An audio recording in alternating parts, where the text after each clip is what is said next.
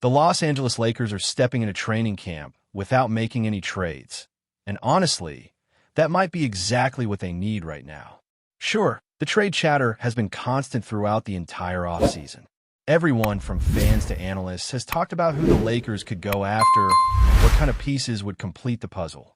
And yeah, let's be real, it would be exciting to see the team swing for a big name.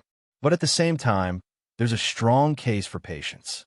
Sometimes the smartest move is to just let things play out a little, take a hard look at what you already have, and then decide what's actually missing. Right now, one thing is crystal clear. The Lakers need more athleticism and more defense on the perimeter. That's not a surprise to anyone who watched them last season.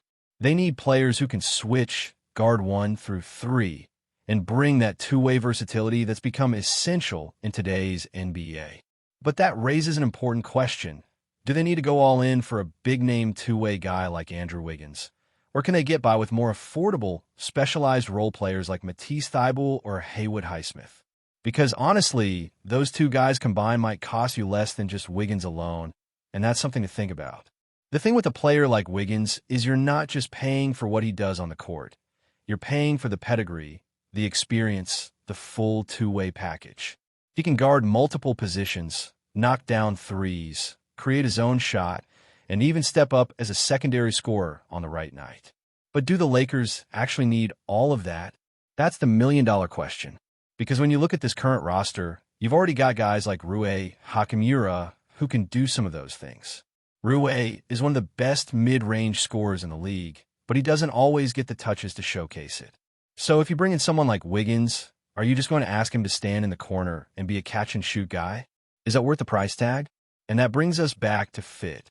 Sometimes it's not about who the most talented player is. It's about who fits better.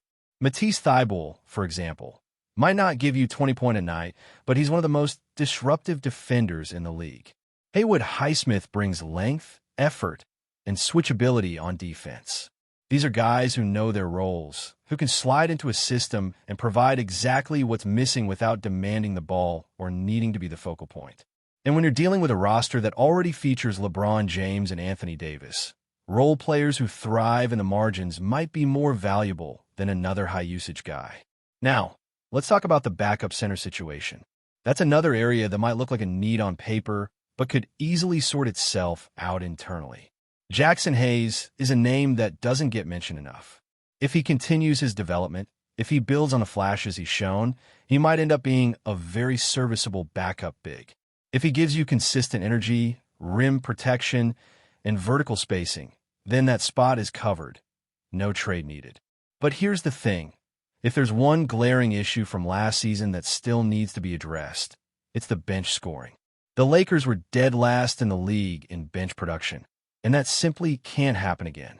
That's where guys like Rui, Jake LaRavia, and Dalton Knecht come into play. Rui, moving to the bench, could help balance the rotation and bring some scoring punch to that second unit. LaRavia is a wild card. He's shown flashes of being a legit two-way player.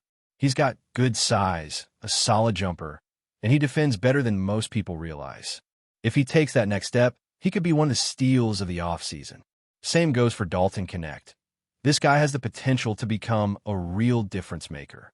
And the Lakers are banking on that internal development. They're hoping that a few of these guys hit, and suddenly you don't need to go searching for offense at the trade deadline. But even if they all take strides, there's still a scenario where you look around and say, you know what we really need?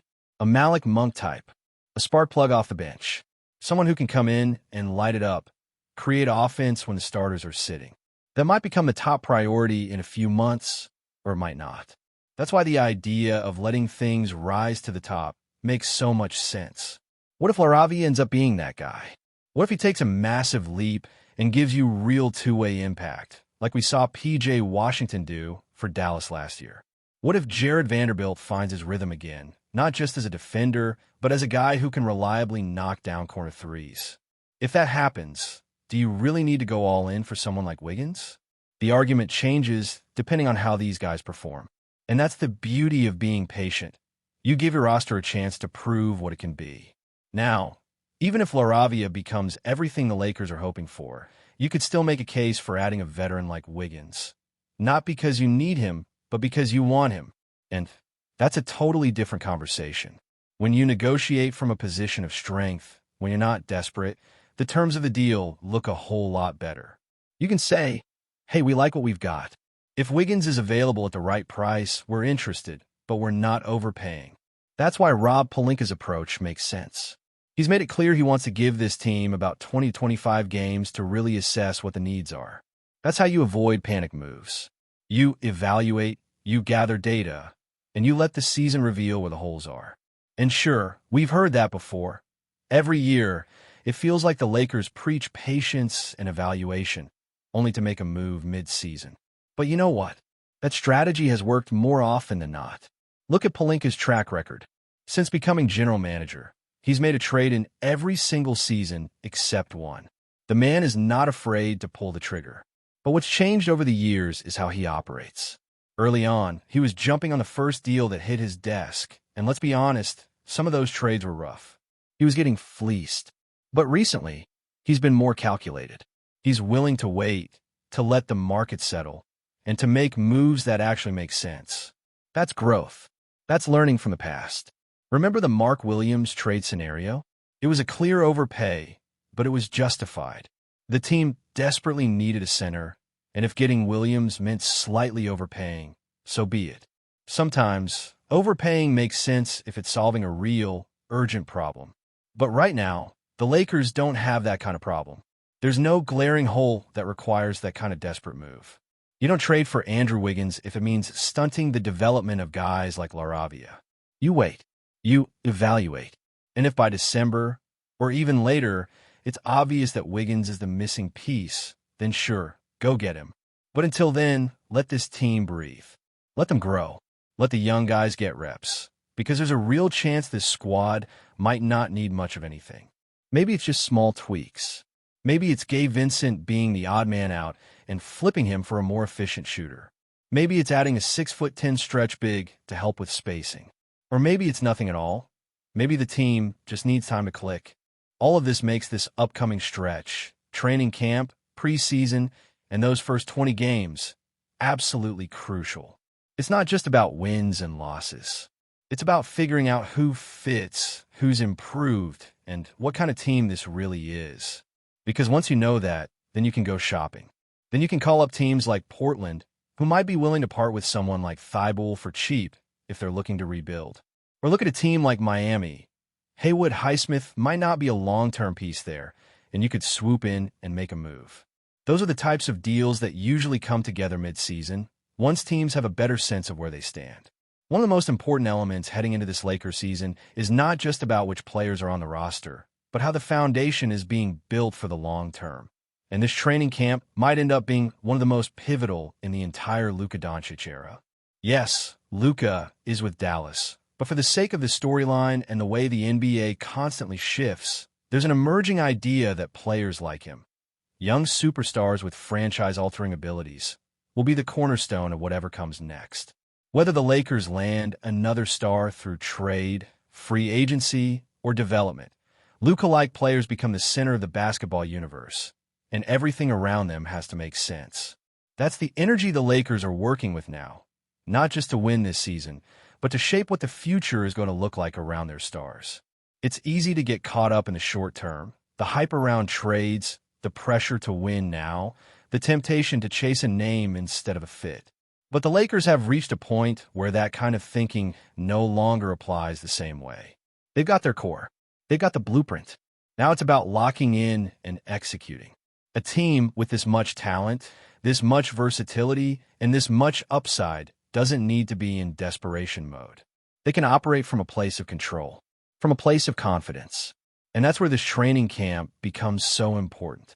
This is the chance to set the tone, to define the identity, to figure out who's going to lead the charge on the second unit, who's going to emerge as the surprise contributor, and who's going to take that leap into a completely different level.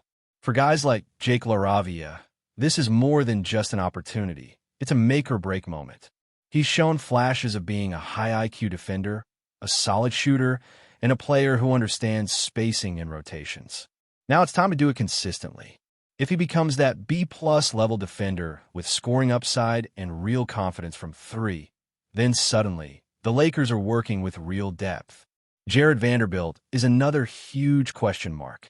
We've seen what he can do when he's locked in, elite defense, motor that doesn't stop, energy that sparks entire lineups.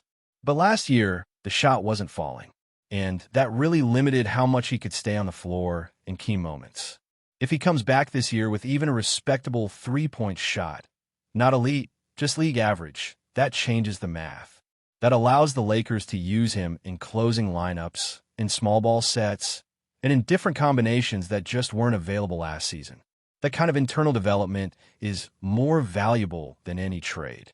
Because again, trades are great when they make sense. But when you start forcing things, when you start plugging in names that look good on paper but don't fit your actual rotation, you create more problems than you solve. It's not about adding another star just for the sake of it. It's about building around what already works and enhancing it with pieces that elevate the system. That's why the front office has been so focused on flexibility. So many players on this roster are on team-friendly, short-term deals.